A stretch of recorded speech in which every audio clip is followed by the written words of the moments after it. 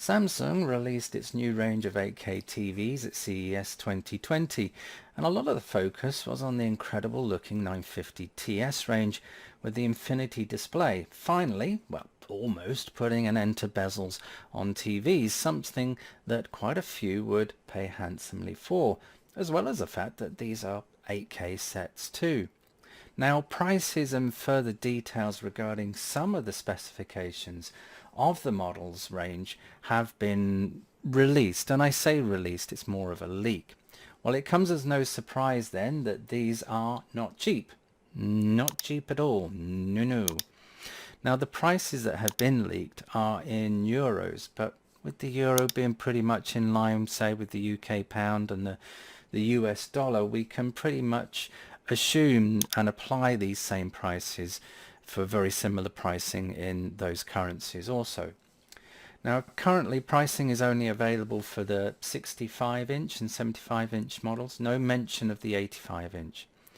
The 65-inch Q950TS is, drum roll please, €5,999.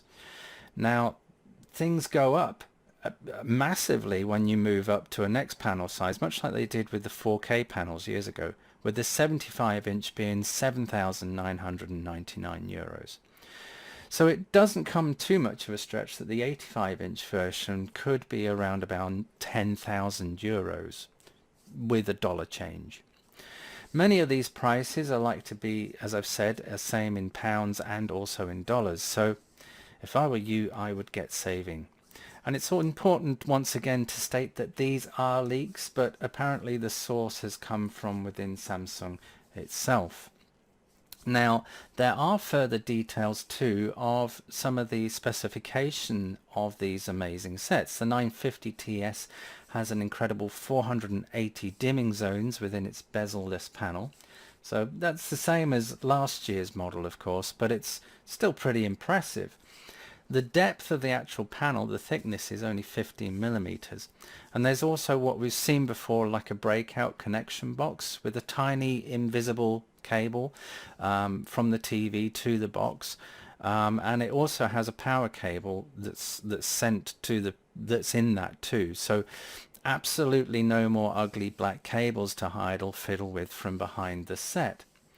It has also been confirmed that the set will have HDMI 2.1, which pretty much isn't an overall surprise really, certainly for an 8K panel, which will also allow it to support ALLM and VRR. Now, there's been no mention of eARC, Enhanced Audio Return Channel, but perhaps we'll get more details coming later, the sooner we get to launch date for these panels or TVs. Now, these new sets are an upgrade from last year with an apparently improved AI upscaling, and I must say last year's was really impressive as well. So it comes as a nice surprise that they're doing more on that front, but a bonus really. And according to Samsung, the difference is that they've moved from machine learning to deep learning, combining that with a new algorithm which uses the AI in real time. There's Object Tracking Sound Plus, which is a mouthful for a feature that enhances sound placement within the speakers to match that of the moving image more effectively. There's Q Symphony, combining the set's internal speakers with that of a compatible soundbar such as the Q800T from Samsung to provide a more immersive experience. And then finally, active voice amplification, which I imagine is some kind of voice enhancing processing for sources that have unclear center channel dialogue.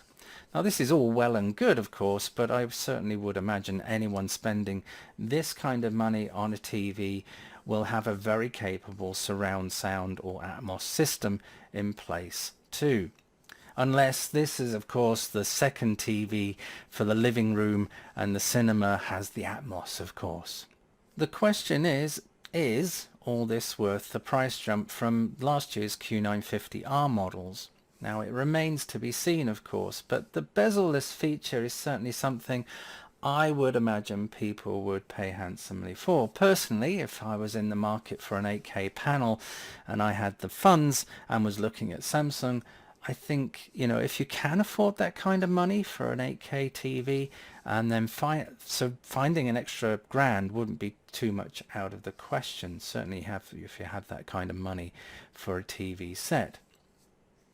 So if you found this video of interest, please give me a thumbs up, as that really helps my channel and it really helps this video too. If you've not subscribed, please consider that, and don't forget to click the bell to be alerted of more news, views, leaks, peaks, calibrations, guides, and good dose of geek.